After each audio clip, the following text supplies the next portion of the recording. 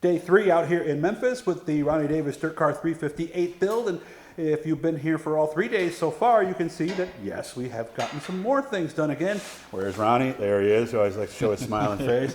We did have a question from Mark, which is actually somebody you know. Are sportsmen and modified the same? And that's kind of a tricky question, isn't it? Because technically they are, right? Yeah.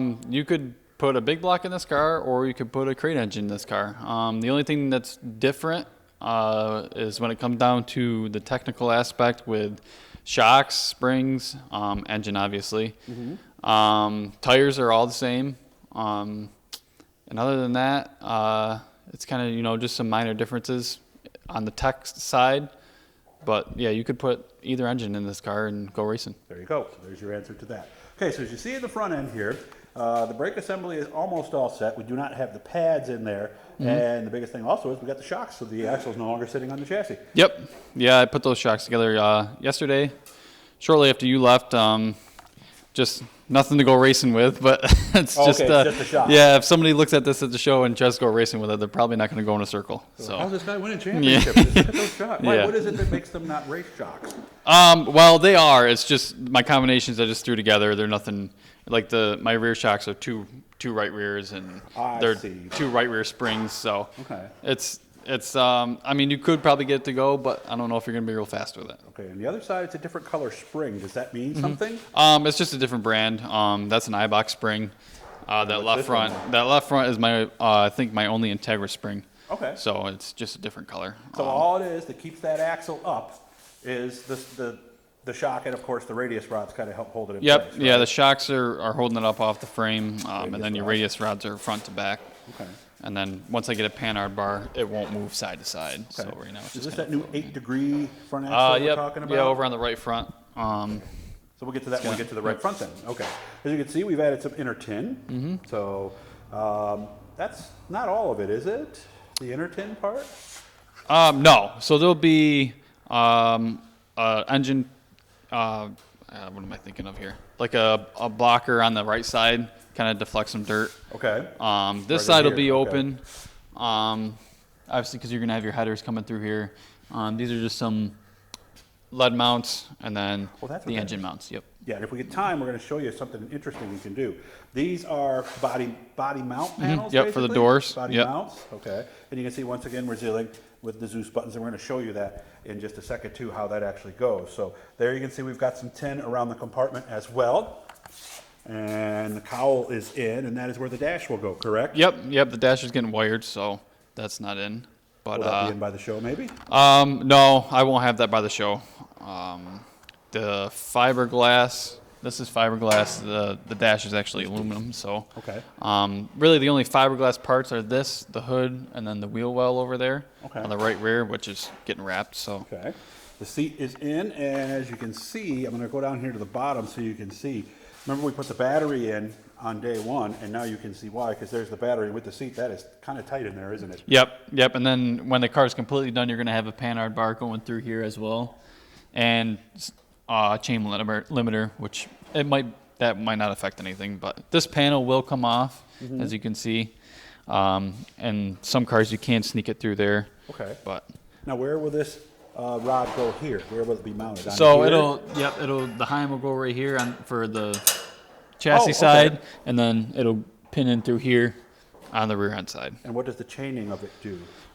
Keeps it from moving here? No, the chain limiter will go on the rear end, and that'll limit the rear end from, it's kind of swaying, but how far you want it to drop with your droop. I see. So that'll control that chains, and I wondered what they were actually doing. So we've got the shocks and everything again, and not the correct springs on the back, but at least they're there. Another body mount here.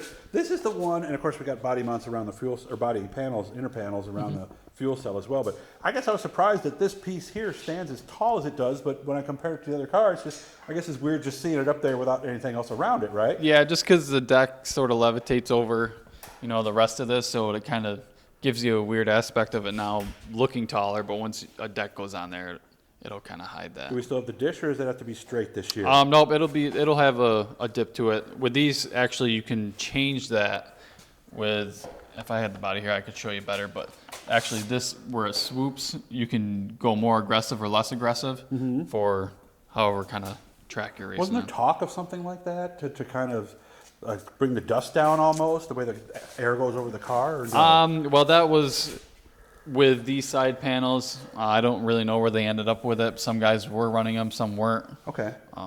That just kind of deflects your dirty air, clean air, depending. But on a dirt modified, I don't know how much it really makes a difference. And also we added the pieces for the roof there also, so Yep. that will go on. So we got a mount for that. Let's come back around here to this side now. And it gives you a little chance to look at what we've got going on here. And again, this is not the rear end that's actually going to go in the car. No, this is just to roll it for now. Okay.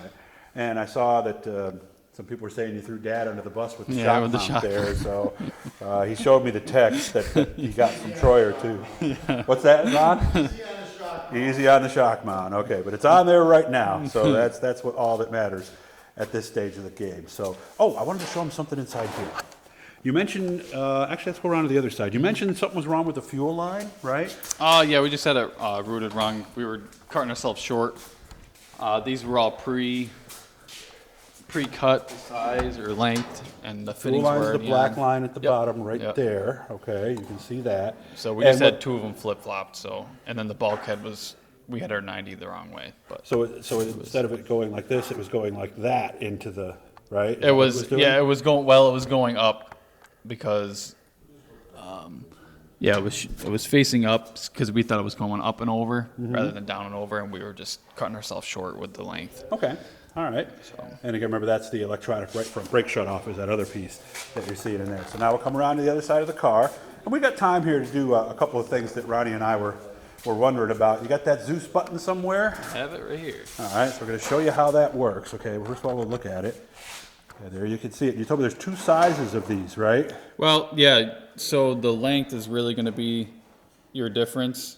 There'll be shorter ones and longer ones, and you also can get ones that have bigger heads on them in case you have an oblong hole is what I usually use them for. Okay, you can see a little piece there. Where's that little Yep. cutout down there Yeah, at the so bottom? That's this what is fits into it. this will be where you put your screwdriver to turn it, and then this weird kind of looking deal is where it'll ride on the spring and actually lock in right there. Mm-hmm. So I Remember the can springs we show you. Which one do you want to do? I Up can here? kind of show you here. Okay. So you can see the groove. 1 second. Let me get it where I need it to be. There we go. You'll slip it on, and then you use a screwdriver, and obviously the roof would be on. But as you turn this quarter turn, it'll tighten down, and then it'll lock in like that. And you told me sometimes And they're a that's little what- tight the first couple times you do Yeah, it. yeah. With the new spring, as you can see, they're pretty straight through. As you go throughout the season, they might bow a little bit and Okay. get easier to put in, but yeah, for the most part, that's how they work.